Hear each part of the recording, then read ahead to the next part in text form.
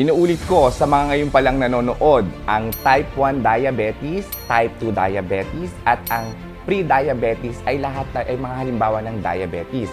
Matutulungan ka naming maging laging stable ang iyong level ng blood sugar, gaano man ito kataas.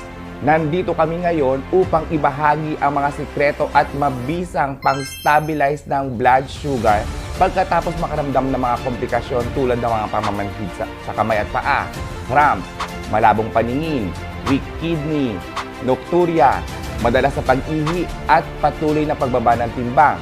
Ngayong nasa ating harapan ngayon ang Satoshi, isang gamot sa diabetes.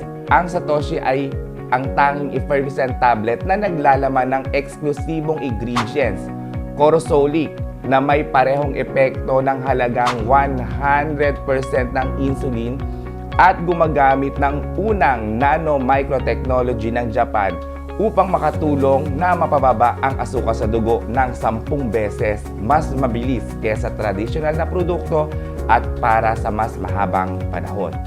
10 araw lamang na pag-inom nito, lahat ng sintomas ng nocturia, ang fatigue ay mababawasan at pagkatapos ng 20 days, ang pamamanhid sa mga kamay at paa ay mawawala.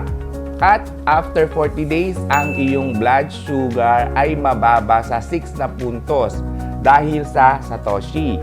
At hindi mo na kailangang mag-alala tungkol sa mga komplikasyon ng diabetes.